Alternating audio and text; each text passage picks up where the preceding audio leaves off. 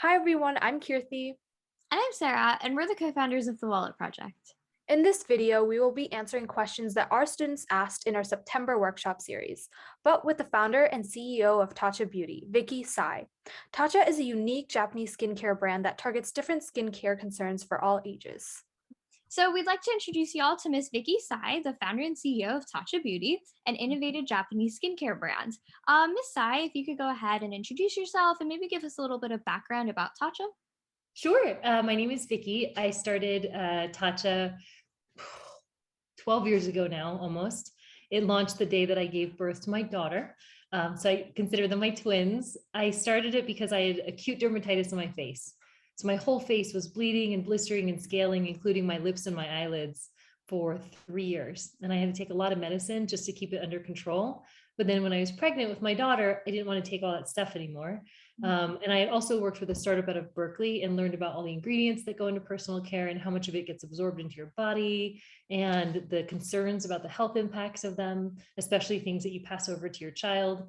And so now it's what we call clean, but this was before there was clean. And so I didn't know what to use on my skin. I was just really stuck. And then I was also burned out on corporate life. I was doing jobs that looked really pretty on my resume, but didn't really feel like much to me. So I quit one day and I started traveling and I ended up in Japan. And I'm not Japanese, I'm Taiwanese American, but I was completely blown away by the culture, not just the beauty culture that I studied, but also it's just a way of life that is really grounded in being in harmony with yourself, with nature, with your community.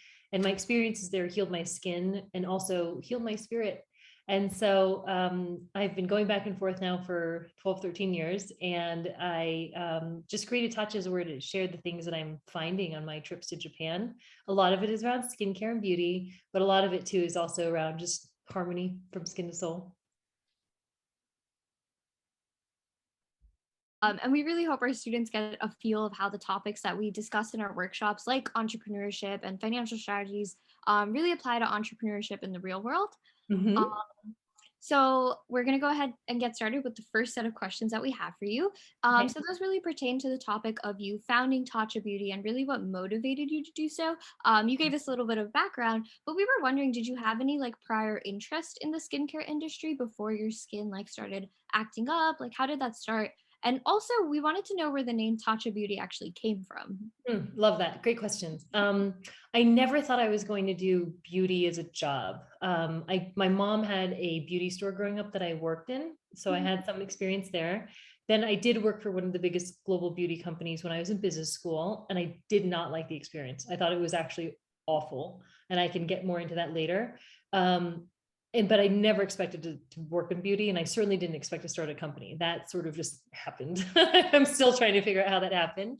The reason that we named it Tatcha is I wanted to create a name that sounded like an exhale, like you could just let go. And so my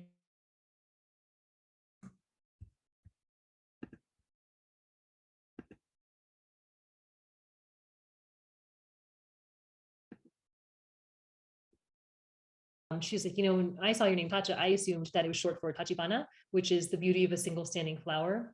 And it speaks to how beautiful something is, especially things that come from nature. When you strip away all the excess, you see how inherently beautiful something is. And that's how I feel about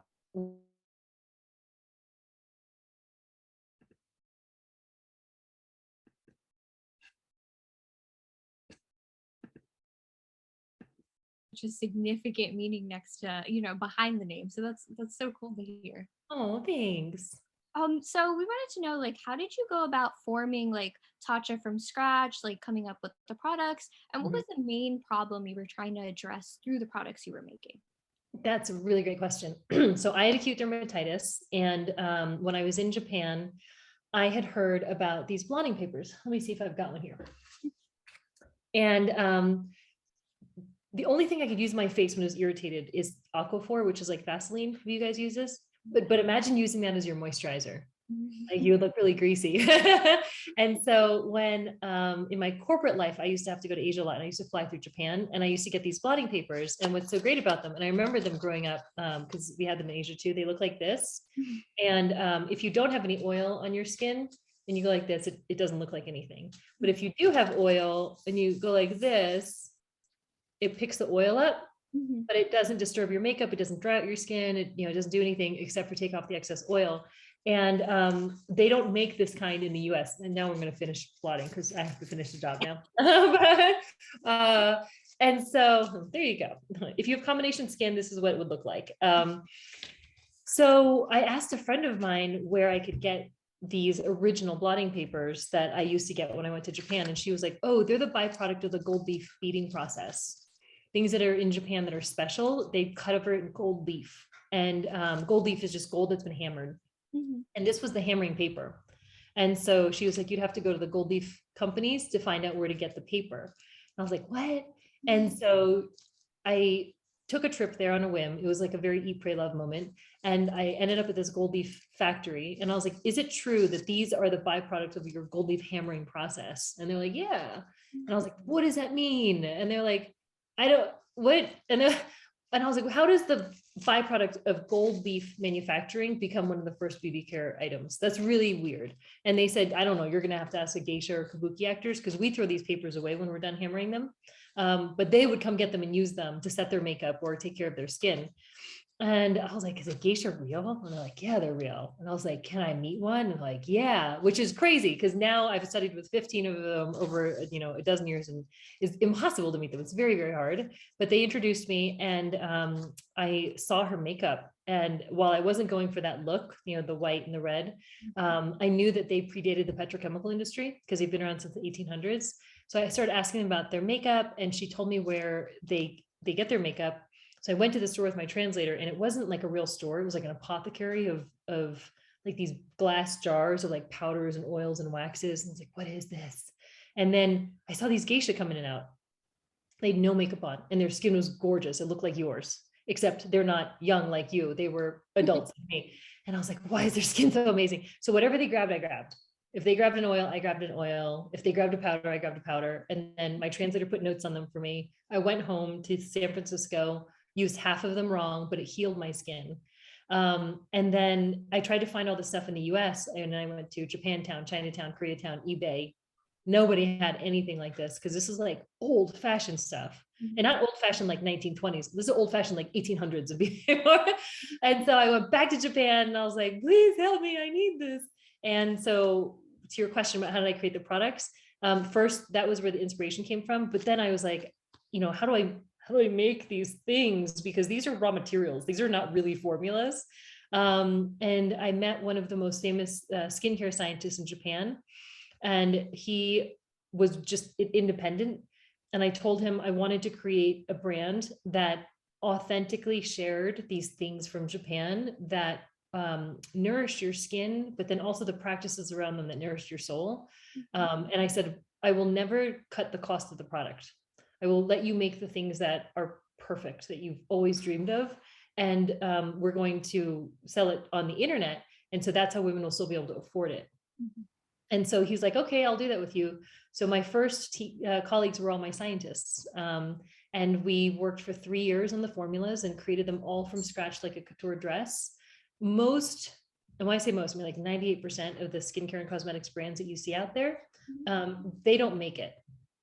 So if you've ever wondered, like, how does this actress or this YouTuber or these influencers suddenly show up with like an 80-piece makeup collection? Like, when did they become cosmetics chemists? They go and they white label.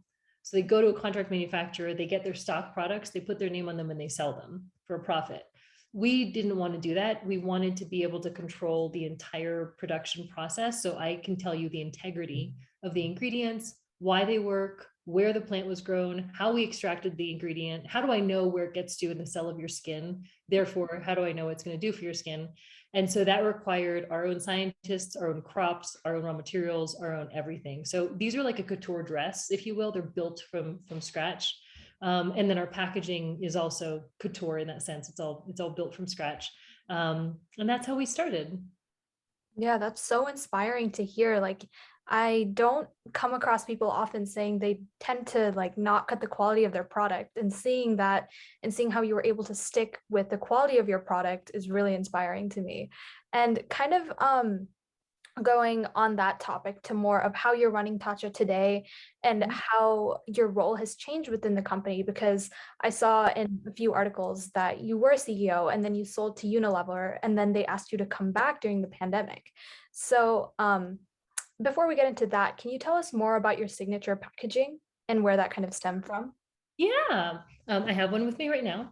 It was really important to me, since I'm not Japanese, that anything that we brought in, whether it was a concept, an ingredient, a design element, that it had to be grounded in culture. So it would be a moment to share a story about the culture that inspires me so much. So when it came to packaging design, I was really inspired by the tea ceremony, because the tea ceremony is one of the three classical arts in Japan. And not only is it a beautiful ceremony, it really reflects the connection between humans, humanity, and nature. It's very philosophical almost. And in the tea ceremony, the matcha, the special green tea that they use, they keep it in these containers that look like this. They're called natsume. And so we took that shape, and then this little thing in the middle, the geisha, when they're wearing their beautiful kimono, and then the obi, in the middle of the obi is like, there's this little jewel that they wear. It's called the obidome. And even though that whole thing can cost 100 grand, that outfit, the obidome is like the most precious piece. And so we made the logo to remind us of the obidome. And then inside, if you see the logo, it looks like 4 hearts. Can you see that? And so what I try to always tell my colleagues is, when I'm not there, but you want to know the right thing to do, you can always just look at the logo, because the 4 hearts stand for our love of our craft. So that's what we make, our colleagues, our clients, and our community. And when all 4 of these things are in balance, then that's when it's beautiful. So that's a significance of our logo. That is so cool and so meaningful. I absolutely love how you were able to just design that. How long did it take you to design just the packaging itself? Well, I was really lucky. I had a couple founders that I started the company with, co-founders, and one of them, his name is Stanley Hainsworth. He's one of my best friends. Before he started his own design agency, he was global head of creative for Starbucks. So the stores, the logo, what the baristas are wearing, all of that was under his leadership. Before that, he was head of creative for Lego, like Legoland and the Lego stores. He's a genius. So he was actually the one who came up with the logo. Yeah, that is so cool. Wow. Different people, I guess, coming into different industries is where the best, I guess, designs come from. And what was your target audience actually? I didn't have, so oftentimes when brands have a target audience, it's a demographic. So male or female, certain age, certain location. I've never targeted people that way. What I think about is what we call a psychographic, and that's what do you think? And so the people who tend to be interested in us, they like clean ingredients. They tend to be pretty globally minded. They're interested in concepts that come from outside of the US. And for them, skincare is about taking care of themselves. It's an act of self-compassion and well-being, taking care of yourself.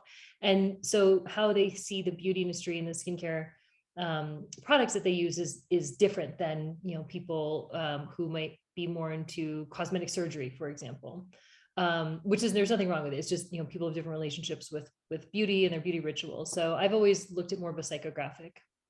Yeah, and kind of going back to when you started your company, I saw that when you started, I guess like Asian beauty wasn't really big back then. How were you able to get from your $600,000 in debt kind of position when launching your business to scaling and growing and continuing to grow to the position that you are today? That was a big question. Let me see, I'll break it down into pieces. You're right. When I started 12, 13 years ago, for lack of a better word, the industry is very racist. And even now, there's a true lack of diversity at the leadership levels. So of the top 20 beauty manufacturers in the world at present, there's only 3 female CEOs. The other 17 are men. And then of the 3 female CEOs, 0 are women of color. So the clients are largely women. And if you look at the demographics of the US, they're increasingly women of color. But the companies are being led by white men, mostly French white men, because a lot of, L'Oreal, LVMH, Coty, these are all French companies. So I think that's actually contributed to part of the reason that the beauty standards that are held up around the world today are still bad for us. They're Eurocentric, which means that they're based off of the looks of Caucasian women. They make you feel bad for aging, which is silly because aging means you got to live another day. And last time I checked, that's the goal. And the beauty standards are all through the lens of the male gaze. What would a man think is beautiful? What does a man think is valuable? I think when you put women in charge, it's completely different. It's what makes me feel taken care of, what makes me feel healthy, what makes me feel strong and worthwhile, and how I feel in my skin at any age and any shade of beautiful and any gender of beautiful. I think that as women, we define it very differently. And I'm very much looking forward to supporting other women in all aspects of leadership, but especially in the beauty industry, because it impacts amazing young women like you and amazing young women like my daughter. So I am no longer willing to let Caucasian French men dictate what makes an amazing person like you feel worthwhile and beautiful and loved and accepted. It's time to change some things. So how did I scale it?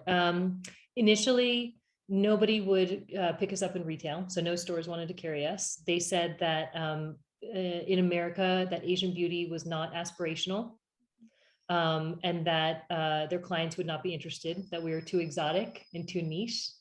So I had to sell on the internet. Excuse me, my puppy. I had to sell on the internet, and people thought that was crazy at the time because internet sales weren't a big deal. But then it turns out the internet's a pretty good thing to be able to work with. And then I couldn't get any PR agencies to pick us up.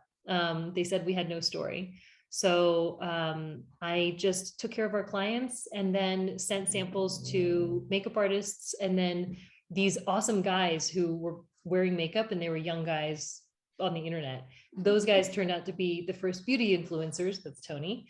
And that's sort of how everything took off. So the company scaled, and to your original question, I was CEO and founder for the first 9 years. Our minimum growth rate was 40%. And then in the 8th year, it was 85%. So we were always a hyper growth company. And we were on the Inc. list for fastest growing company in America the year that we gave them our numbers. We're actually the second fastest company in America led by a woman. And yet there's something called imposter syndrome that I didn't know I was suffering from, but I was. And I always felt like, all right, yes, I get great grades. I have a beautiful resume. I went to Harvard Business School. I started my own company that's in magazines and it does all these great things. But inside, I still felt like maybe I don't belong here. Maybe I don't deserve this seat. So I actually never even called myself the CEO the first time. I called myself Chief Treasure Hunter because I thought I don't deserve the title. And then I brought in outside consultants to look at my company and say, is this a high performing company? And can you look at my leadership, including me, and tell me, am I high performing? They looked at it and they said, wow, your company's like in the top 95% of performance in terms of effectiveness. And then, Vicky, based on your survey results and interview results, you are also a top performing leader. But I brought in these investors at the same time. And the investors, as soon as they got in there, they said, I think you need to hire a real CEO. And it was a white man. And the second he said it, even though I had this track record, even though I had all this data from objective third parties, the second he said, I think you need a real CEO, in my mind, I was like, gigs up. He knows I'm not really good enough for this job. So I stepped aside and they hired a new leadership team, including 2 Frenchmen. And in the next 2 years, the Unilever acquisition was in the middle of that. My company almost got destroyed. And I'm telling you stuff right now, I haven't even told Forbes. So it fell apart at the very foundation. We had entire teams quitting. The quality of the product started changing. The culture of the company completely changed. The rankings, like how we were performing within the stores that we performed in, started tanking. And then in the middle of COVID, they left. And so Unilever said, "Can you come back?" And I was like, "Of course." And I was scared. It was January of this year. And because so many people had quit, I had to cover with my husband 7 to 9 jobs this year. So I worked 80 to 100 hours a week all year. The good news is the soul of the company was intact, and the people who I built the company with came back to help. And so we turned it around. It's stronger than it ever was. The last day I was CEO, which was a few weeks ago, we were #1 at Sephora, which was great. And so I feel really, really, really good about where the company is now. I did hire a new leadership team, and I think it's the first fully diverse leadership team in beauty. So a new CEO who's an Asian woman, a CFO who's an Asian woman, a CMO who's an Asian woman, a COO who's a Southeast Asian man. And I think they're going to do amazing. And I'm just so proud of this team. I'm proud of my company. But the biggest thing that happened from all of this was I was cured of my imposter syndrome. Mm-hmm. Because the imposter syndrome was coming from feeling like somebody can do it better than me. Mm-hmm. And then when I watched people who are pretty standard for our industry run my company and I saw the whole thing fall apart, it's the first time in my whole life that I've realized, like, I'm not an imposter. Pretty good at my job. And then it makes me turn around and look at other diverse leaders and upcoming young talent like you, whether you're women, whether you're people of color, whether you're LGBTQX, anybody who's diverse from any marginalized community. I think because we don't see a lot of people who look like us in the top ranks of leadership, that's why we feel like imposters, because when we go into a room and we're the only one who looks like us, it makes us think, I'm not like the others. And so the reason I said yes to doing this interview is my passion now is making sure that amazing young leaders of tomorrow like you don't fall into the same traps that I did. I think that's so inspiring and especially relatable, especially to girls like my age in the middle school that we really target that age demographic. Because I mean, I know like I like currently feel imposter, I feel like I go through the imposter syndrome all the time. And I know like other people do too, especially like you mentioned, people of color, girls, minorities. So I think it's so relatable and inspiring to see how you, like such a successful person, still felt that way, and then you were able to overcome that, and like now you're back and better than ever. So I think it's amazing to see that it's so inspiring. Like I hope the girls that listen to this and watch this kind of take that with them and just like think about your story every time they like feel that way, whether that be at school or future in their careers. I'm so glad that resonated with you. I'm so sorry to hear that even at your age that you're feeling it already. If I could leave you with one thing, it's that you are not imposters. You are worthwhile, you are beautiful, you are loved, you have so much to contribute to the world. Your life's journey is going to be beautiful. And self-doubt is a burden. And it's a heavy burden that can slow you down and sort of take the joy out of the experience. So anytime that you find yourself feeling that self-doubt, just I sort of imagine taking it out of your heart like a little goblin and say, I know you're trying to help me, but this is not really in service to me, and just let it go. And know that anybody who you admire, doesn't matter what celebrity they are, doesn't matter how much money they made, what they've accomplished, they're all normal people. I think we're all pretty much the same intelligence. Work ethic makes a really big difference. Luck makes a really big difference. And I think the biggest difference is how you treat other people. Because I think the more people that you're good to and kind to and supportive of, then when you figure out what you want your dream to be, the more those people come back and return the favor. So ultimately, I think it's about karma. I think that's amazing. That's so inspirational, so motivational. Like just hearing this, I'm like so inspired to go and accomplish so many more things. Like get rid of whatever's holding me back and go for it. I Um, think that I think it's when we think about accomplishment, what's changed for me is when I was younger and I was your age, for me, accomplishment was something that would make my parents proud or make me feel like their immigration to the US, leaving their family behind, was worthwhile. So I was always striving for accomplishment. So it was, can I get straight A's? Can I get into Harvard?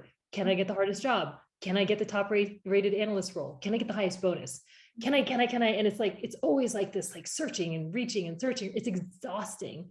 It's exhausting.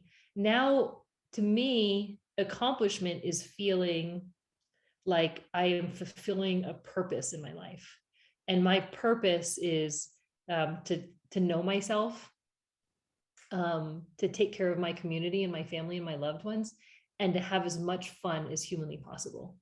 And the things that I do in my day job are means to an ends to accomplish those goals. But my goal is not, I need to make this many millions more dollars, or I need to get another CEO title or build an even bigger company.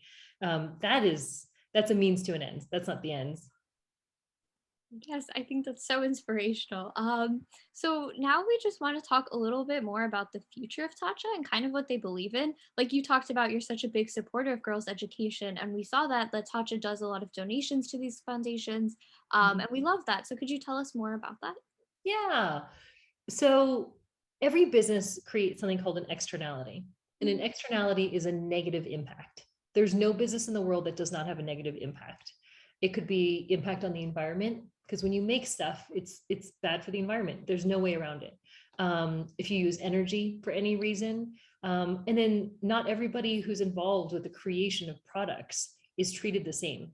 And not all customers are benefited from the creation of products. So that's an externality, sort of a negative, unintended consequence of an action, especially when you create it by business. I think the externality of the beauty industry, there's many. One is on the environmental side. So we've got to do a lot better in the environment, but then also its impact on women. Because when you create beauty standards and you say, this is the standard, and unless you look like this, you're not at standard, it makes women feel less than. And I struggle with that. I disagree with it wholeheartedly as a feminist. And so I thought, if I'm going to come into this industry, my belief and what I've learned in Japan has always been that beauty begins in the heart and the mind. It is not, it has nothing to do with your face and your skin. You can cultivate the health of your skin. You can dress up your face in a way that makes you feel, like your most beautiful self at any given moment. But beauty is in the heart and the mind. And so, in order to come to the beauty industry, it was important to me from the very beginning that the money that we make from creating these formulas, that a significant percentage of it, and for us, it's like 10% of our profits, actually, we give back to girls' education, because girls in low-income countries are the last in line to get a chance to go to school. They can be forced into childhood marriage or into factory work, or just into household work, and not have any rights over their careers, money, their body. A lot of basic rights that we take for granted in high income countries, they're not things that are readily available to women and girls in low income countries. But if you educate a generation of girls, they can lift their entire community out of poverty in 2 generations, because educated girls become educated mothers who have educated children. And then they also tend to take their money and reinvest it into their families and communities instead of gambling or drinking away. So they tend to create these little teeny tiny businesses. And then the money that they make, they reinvest. And so for us, supporting girls' education was not just a way to sort of undo the damage that the beauty industry does to women globally, but also to improve the economic positions in these communities. And then when the economic positions improve, the environmental considerations are better. Because when you can't eat and you can't drink water, you're not worried about the environment. You're going to do whatever it takes to survive. But when you have some money, then you can start making some choices about, decisions that are going to be better for the natural environment around you. So to this point, every single purchase helps fund girls' education. We've funded 6 million days of school for girls in Southeast Asia and Africa. And then we have additionally brought the program to the US this year. And we are funding, I think, about 180,000 books that will go to communities, starting with the Bay Area and New York. And these books are, we're actually publishing them with Room to Read. The first collection is around peace and equality, but then after that, we're going to add on to the collection every year. Because what we found is that we all know about the problems we're having in the US. The problems are everywhere.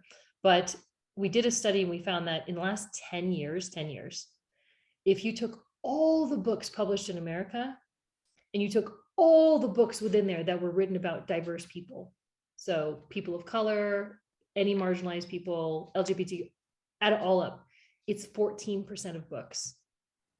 The other 86% of books written in the last 10 years are about white people, animals, and things. The challenge with that is that when you grow up, and whether you're Native American, Islamic, gay, Asian American, doesn't matter. If you don't see yourself represented in books, in media, in advertising, you feel as if you don't matter and that you don't exist. And that's dangerous for someone's sense of self. And that goes hand in hand, I think, with the imposter syndrome, because if I feel like I don't matter and I don't really exist here, then when I do have some success, no matter how hard I worked, I probably still don't belong here. That's what imposter syndrome is, right? So we want to get diverse books that reflect the lived experiences of people across the tapestry of America into hands of American children who are not getting any of these books, so that they can grow up not only with better literacy materials, but also a deeper appreciation for the fact that they are an important part of the American fabric. I completely agree with you, because especially growing up, I feel like now there are more and more books that tend to talk about race, inequity, and those kind of issues. But back when we were younger, it was really just the basic, like, oh, like white people are kind of dominating that book industry. Like these are the main characters. And sometimes race isn't even touched on. It's just like it's like perceived that these people are just Caucasian. So I think it's really inspirational what you're doing, and will definitely have a huge impact, and hopefully will help kids to notice and see that they are valued, and hopefully that also combats that imposter syndrome situation that people kind of tend to lean on, or like tend to have later on in their life. So I think this is creating a huge impact from an early age, and that is it's our goal. So that actually leads us to our next question. You recently mentioned that you had appointed a new executive board, someone to take over as CEO for you. So we kind of just wanted to know what you're currently working on since you've stepped down, and what that kind of looks like for you. Oh, that's a great question. Well, I only brought my new leaders in a few weeks ago, so I'm still leading the company. I'm sorry, that's my puppy. I'm still leading the company through the end of this year. And then starting next year, I think I'm going to try to focus exclusively on the formulas. I'm sorry for the barking. So if you looked at my desk right now, it's just covered in jars. This making things that are worthwhile for our clients and that are as beautiful as our clients is a lot of work. So I'm probably just going to focus on that. And what else? Company culture is something that's really important. And there's a lot of companies and places that I've gone to. I'm going to close the door. Give me 1 second. 1 second. So sorry. There's a lot of places out there that market themselves as being leadership factories. Harvard Business School, McKinsey, Procter & Gamble. These are big companies and schools that you go to in hopes that you can become, a leader of some sort one day. What I found, having gone and worked at those companies and gone to those schools, is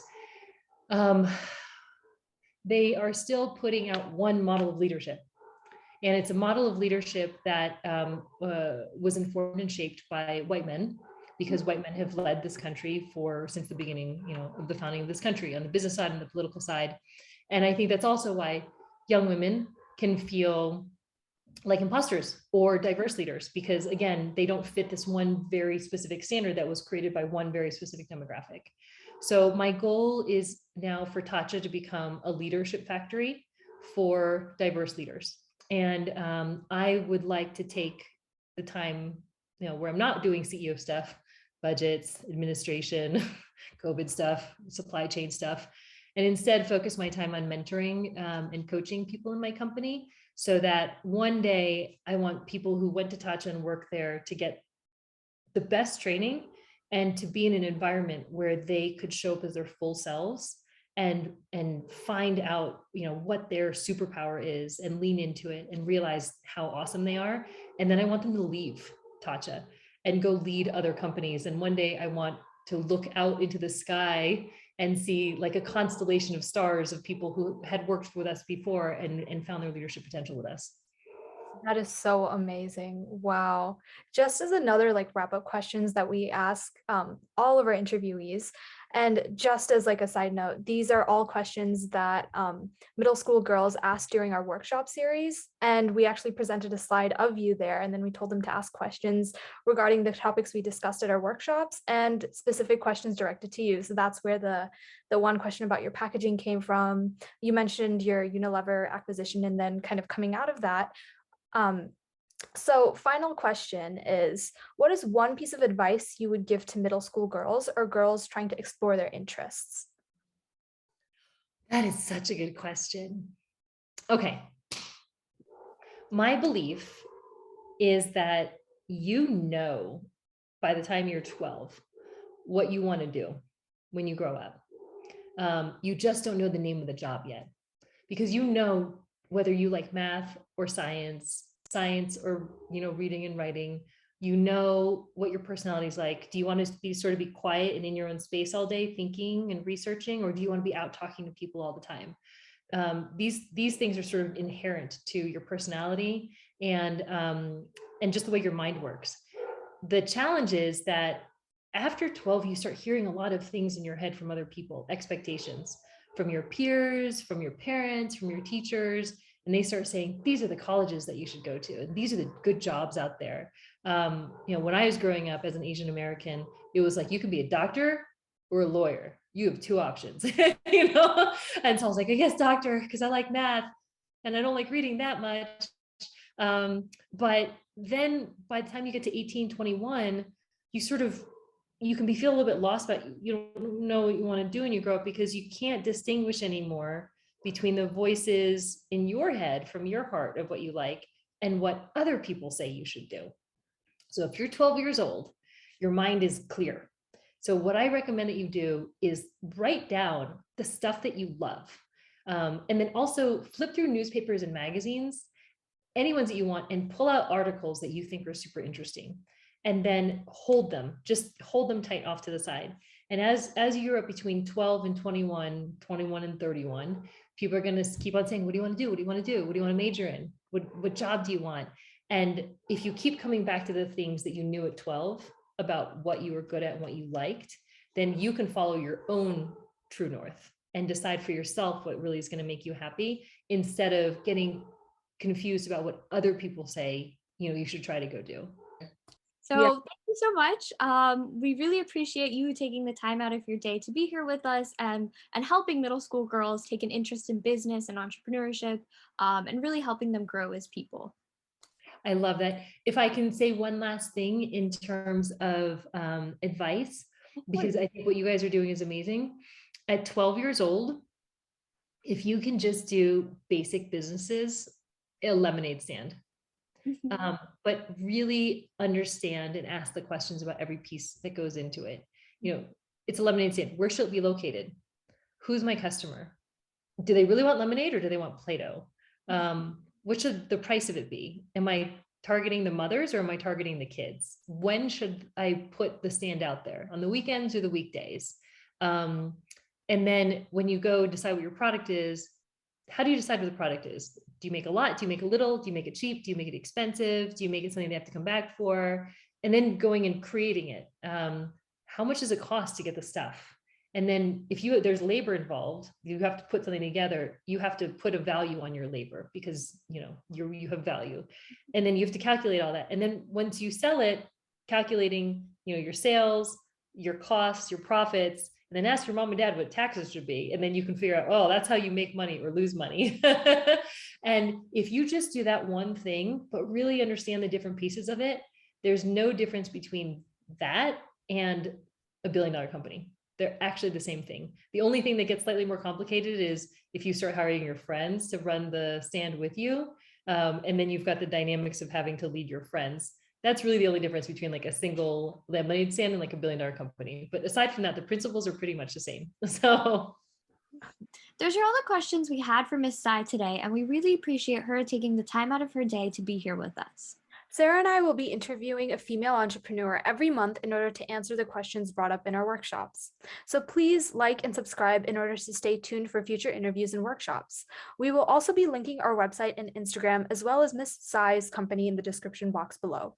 Please go check out her wonderful work. Thanks for watching.